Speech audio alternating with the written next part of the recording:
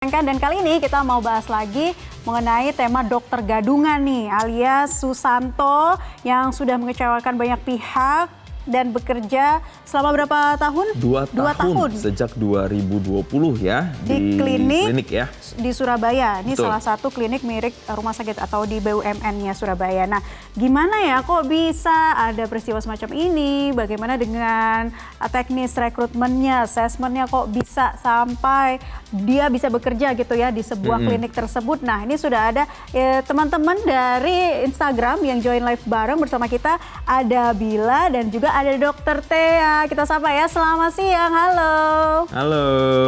Ternyata ada dokter ya. Tadi pas iklan kita sempat nanya dikit ya. Tapi ini dokter beneran kan? Bukan dokter gadungan kayak Dokter Susanto kan? Tenang, boleh dicek, silahkan dicek. Nah, ini menarik. Karena gini, sebenarnya kita pengen tahu sampai rumah sakit PHC di sana sampai kebobolan, berarti kan ada sebuah sistem yang salah, sistem yang lemah begitu. Kalau pengalaman dari Dokter Tea sendiri pada saat bekerja di tempat dokter bekerja sekarang atau berpraktek sekarang, rekrutmennya sebenarnya seperti apa sih? Seketat apa sih? Oke, thank you buat pertanyaannya. Nah, ini tuh sebenarnya penting banget dan mungkin bisa jadi bahan pelajaran juga buat kita semua gitu ya. Terutama mungkin kalau berkaitan dengan kasus ini mungkin bagian HRD mungkin ya. Jadi untuk lebih selektif dan lebih teliti lagi untuk melihat dokumen-dokumen yang diperlukan gitu untuk merekrut seorang dokter khususnya. Nah, kalau berdasarkan pengalaman saya sendiri sebagai dokter perusahaan itu pasti ada beberapa dokumen khususnya kayak yang Susanto tadi, si oknum tadi itu berikan adalah sertifikat Hiperkes, di mana itu wajib bagi dokter perusahaan gitu ya. Jadi kita wajib tahu tentang keselamatan dan kesehatan kerja di perusahaan seperti itu. Kemudian juga STR ini adalah surat tanda registrasi yang seharusnya itu bisa diperpanjang tiap 2 tahun setelah dokter tersebut lulus gitu. Iya. Nah kemudian juga kemudian juga sebenarnya bisa dicek nih Kak. Untuk dokter sendiri tuh gampang banget. Jadi kalau misalkan kita mau ngecek apakah dokter ini asli atau bukan gitu, jadi bisa dicek di www.kki.go.id gitu. Oh, jadi bisa di dicek di sana, tulis ada aja namanya. Identitas apa saja gitu, atau misalnya bisa melakukan pengecekan apa saja sehingga bisa dikonfirmasi kalau ini dokter yang asli bukan dokter gadungan. Iya, betul sekali. Jadi Kak, kalau yang dinamakan dengan KKI itu tadi, ada Konsil Kedokteran Indonesia. Jadi dia ketika kita mengetik nama, nanti kita ketik kayak misalkan nama saya sendiri ya, misalnya Tea Desideria, nanti akan muncul di situ identitas kita, kapan kita lulus, kita berasal dari universitas mana gitu ya, apakah surat tanda registrasinya sudah ada atau belum. Identitas seperti tersebut akan ada di dalam website tersebut gitu ya. Oke. Sedangkan kalau di STR sendiri itu nanti kita bisa cek di website juga sama. Jadi website tersebut menampilkan menampilkan di layar bahwa ada seperti ijazah gitu Kak tampilannya. Ijazah kita terpampang ketika kita mencek itu. Jadi mungkin ini juga tamparan buat kita gitu ya. Menakutkan juga data kita bisa dipakai orang lain gitu. Artinya memang datanya tuh sebenarnya sangat mudah untuk di tracking begitu ya. Artinya memang ada sistem yang lemah atau yang bobol, kemudian akhirnya Susanto bisa jadi dokter di sana atau berpraktek di sana. Saya mau ke Bila. Bila, pendapat kamu nih soal ada rumah sakit fasilitas yang bisa dibilang cukup besar di Surabaya tapi meloloskan kader dokter bahkan sampai 2 tahun praktek di sana. Tanggapan kamu sebagai masyarakat gimana?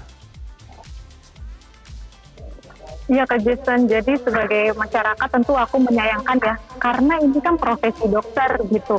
Nah, gimana ke sistem rekrutmennya dong? Bagaimana personalia ini mulai dari screening awal?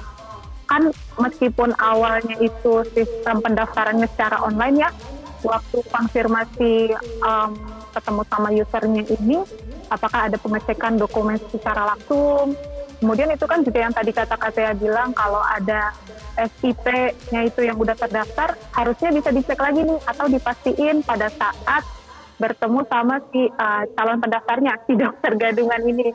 Nah, kan dokter juga profesi yang spesifik ya, jadi pada saat wawancara mungkin bisa lebih jelas lagi pertanyaannya. Jadi selain lebih teliti, lebih selektif, juga bisa memastikan dari si background atau profil si calon pendaftarnya ini. Gitu. Kan zaman sekarang juga udah lebih gampang ya, tracking dari sosial media, terus ya dari mungkin lingkungan sekitarnya juga, dari alma maternya, kampusnya. Itu sih Kak Jason.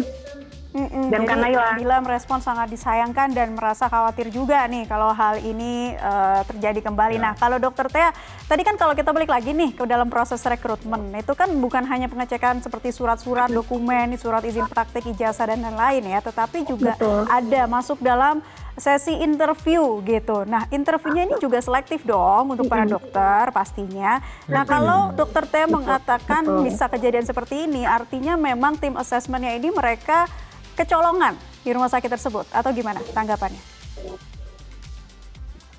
Bisa dibilang seperti itu sih Kak Naila, karena seharusnya sih selain dokumen-dokumen juga seharusnya dari sesi wawancara bisa ditanyakan gitu ya, kemarin mungkin sudah pernah bertugas di mana, apa saja pelatihan-pelatihan yang pernah dilakukan atau pernah ikut seperti itu. Kemudian juga mungkin bisa dicek juga dari beberapa pelatihan itu juga bisa terlihat gitu biasanya, atau melihat media sosial kan sekarang juga lebih gampang ya untuk rekrutmen juga, beberapa perusahaan juga seperti itu gitu ya, jadi melihat selain dari dokumen wawancara, mungkin melihat tracking dari media sosial dan lain-lain. Jadi menurut aku sangat-sangat kecolongan banget gitu ya, terutama untuk pihak PHC seperti itu ya.